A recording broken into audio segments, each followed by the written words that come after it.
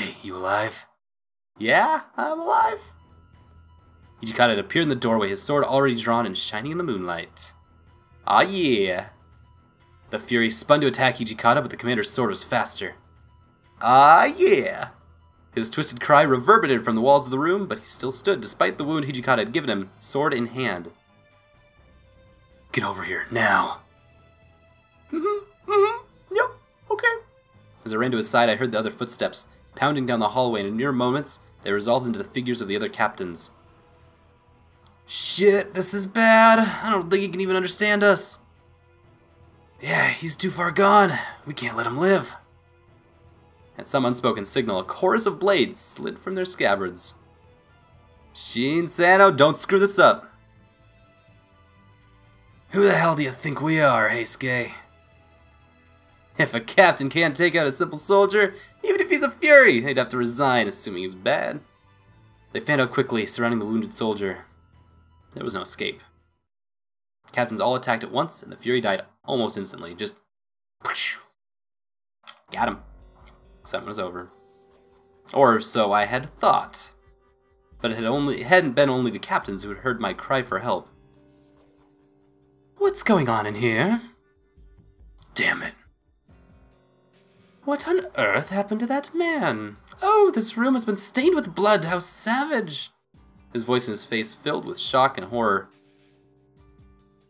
Why have our captains cut down one of their own men? Explain this at once. What happened here? Captains fell silent. My apologies. My lack of discipline is at fault here. Sinan? His appearance surprised me, and likely everyone else. It seemed like it would have been more prudent for him to remain hidden. Needless to say, the appearance of a man he'd thought dead did little to improve Ito's disposition. Sinan, what are you doing here? Ito's usual composure was almost entirely gone, and he gaped openly at Sinan. I couldn't really blame him. I probably would have done much the same thing if I saw a dead man walking and talking.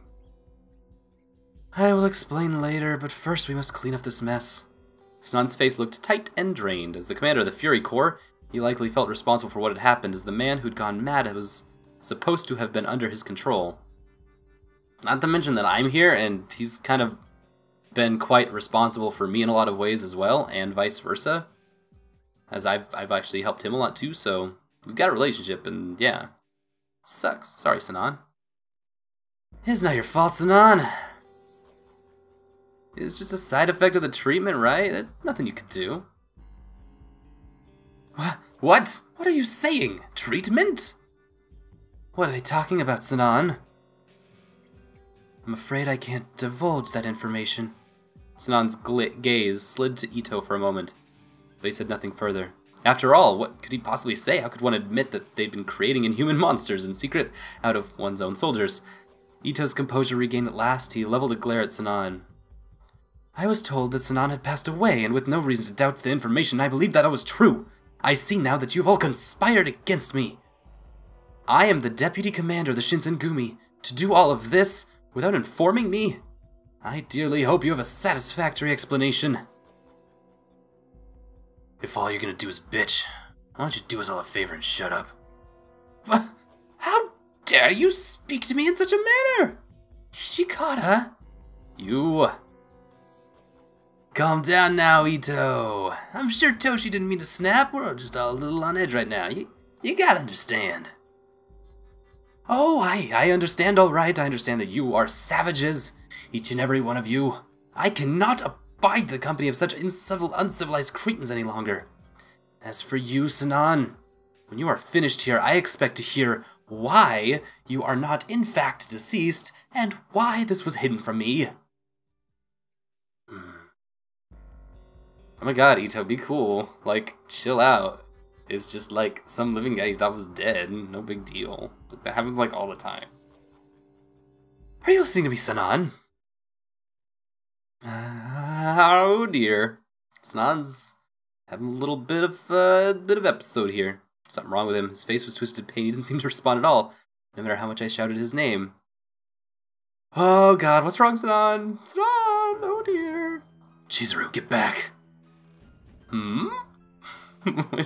What's going on, guys? His hair had begun to turn white. Oh dear. Oh no. By the time I realized what was happening, it was too late. Sinan's hand shot out like an angry snake and closed around my wrist. Ow. Ow. The strength of his grip was unbelievable. His fingers might have been made out of stone for all I could move them. I could almost feel the bones in my arm begin to bend under the strain. Ow, Sinan. Sinan? Blood. This blood. His finger pressed against my arm too hard, wiping off some of the blood from the cut the soldier had given me. Please give me your blood. Your blood. No. Let me go. Lay off, man. Stop it, Sinan. Damn it, the smell of blood's driving him crazy! Let her go, Sinan!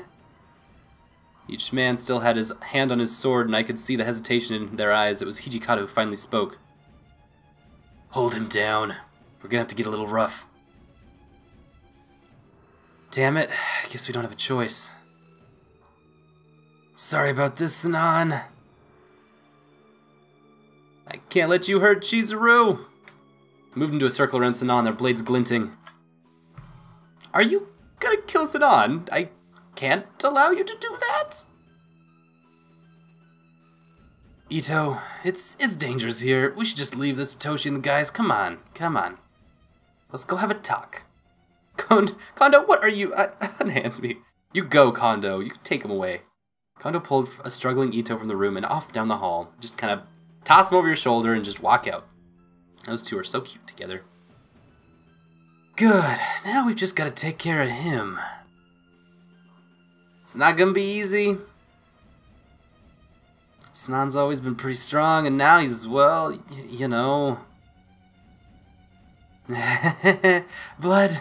Yes, my body, it needs the blood. His tongue flickered out to lick my blood from his fingers. Uh-huh. Mm-hmm. Yeah. Alright, that's enough. Come on, Shin. Sano, let's go. We all attack together. Wait. What?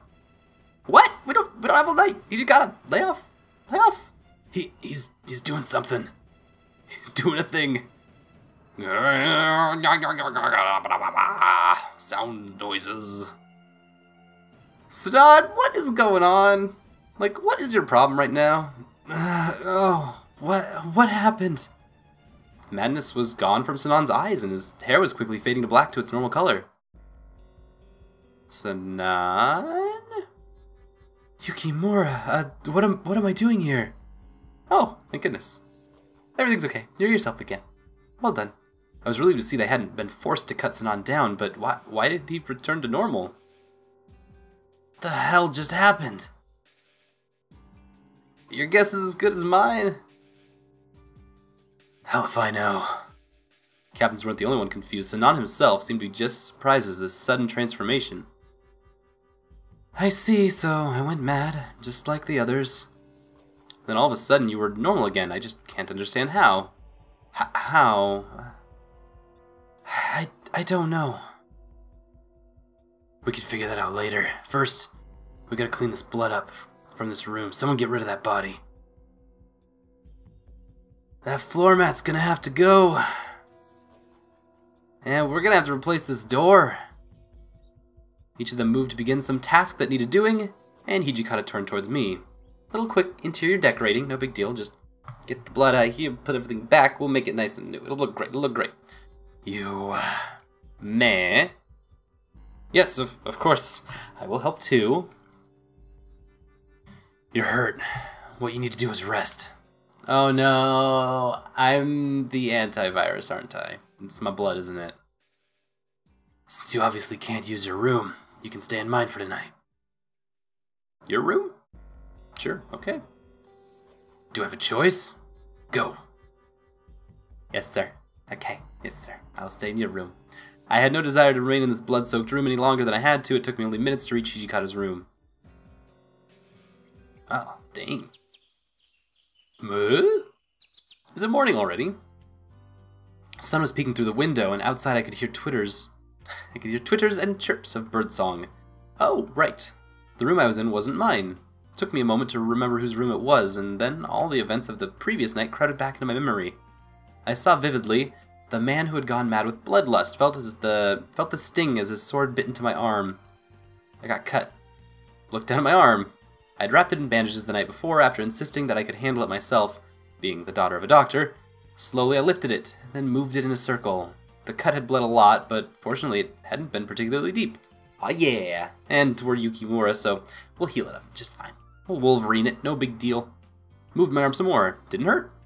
Bled so much, though. With deliberate care, I unwrapped the bandages. Of course. What had been an ugly open wound the night before was little more than a faint white line. In a few days, even that would be gone. Well, I guess it's good that the wound is gone, but if anyone sees this... After some thought, I rewrapped the bandages. Unless they took them off, no one would know that my arm was completely healed underneath. That reminded me, however, how were they doing? I was awake, so I figured I might as well go out to the common room and see if anyone was there. If my body heals and that has something to do with my blood, that makes sense that my blood might be able to calm the furies. Getting all mad, getting all furious, so I got some blood for you. So no big deal. And my blood comes back to me, it's not like I need it. Because I'll just make some more, no big deal. I'm like a blood factory up in here. As I neared the entrance, Ito appeared on his way out. Oh my god, I'm like a vampire's best friend! Best friends! Heisuke and Saito followed in his wake, much to my confusion. Good morning. There's something very, it's very intimate with the blood part of the body. There's you have the idea of the bloodlust. You have the idea of the, blood transfusion. Like this kind of mixing of fluids and how that could be you can think of it like the oil of your car in a way. Or the fuel of your car, where it's like, this is what runs your body. And so I think that's kind of what they're going for here, is that the blood is the life force of the body, and it controls a lot of the power and energy that one has. And so we all just gonna trade blood a whole bunch. It's gonna be no big deal. Like we're just passing drinks to each other. Oh, it's you. Good morning. I'm glad to see you're safe and sound. Thank you. His mood was almost the polar opposite of the previous night. He seemed now to be in rather high spirits. Something happen?